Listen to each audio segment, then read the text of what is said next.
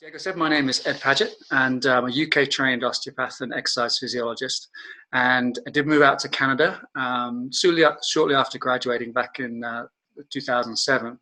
And, I'm going to give three different presentations. This first one is going to orientate us to scoliosis, remind us what that's all about, and show you how and when we can use what I'm going to present in the second and third presentations. So let's have a quick look at what osteopathy is, what scoliosis is, and what kind of scoliosis does your client have. So the mobility to stability formula, this is what I call it. We want to start with increasing mobility in a scoliotic spine and then increase stability. And it helps with the C curve, which is also known as a levoscoliosis, the reverse C curve, a dextroscoliosis, an S curve, and a reverse S curve. Now, the last one, the reverse S curve, is actually the most common. All right, let's get into some X-rays here. So when we're looking at scoliosis, it's really important to ask for an X-ray because it's kind of hard to see a scoliosis that's under 25 degrees with your just by looking at the person. Now, I also mentioned something called the Skully Meter, and the Skully Meter is a really cheap, non-invasive device that you actually measure the rotation with. So you have a person bend forward into the Adams test and take a bony landmark. It doesn't really matter where the landmark is. It's usually the apex of the curve, though. So the apex of the curve and the rotation will be, at the apex of the curve, the rotation will be the most.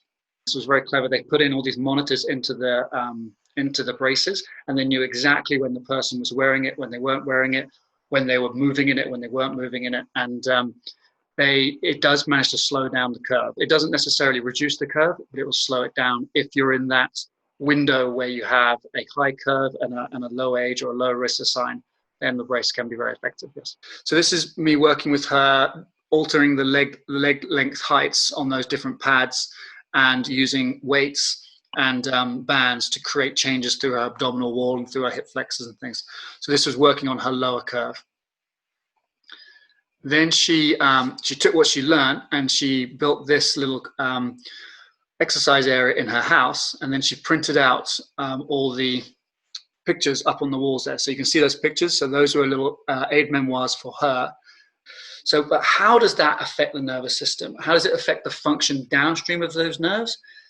We can speculate on that, but we don't know the answers. That's my take on it. The medical world doesn't think quite the same as us when it comes to that. You know, they're looking at gross motor function. Maybe that would be an effect, but there's going to be effects. We just don't know what they are. But talking the nervous system, this wasn't necessarily in my presentation, but as the person grows, there's a really high chance that they will get this ectopic cerebellar tonsils, right?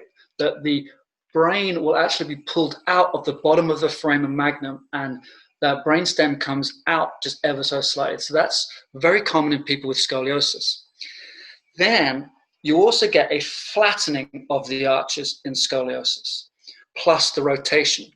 And so one theory of scoliosis, and this is the one I kind of buy into more than all the others, is that as the bones grow, they grow faster than the nervous, or the spinal cord. The nerves can actually stretch. But the brain somehow prioritizes safety of the nervous system. So I'm not in my clinic at the moment, but I would actually have this at the same angle, same level as my chest.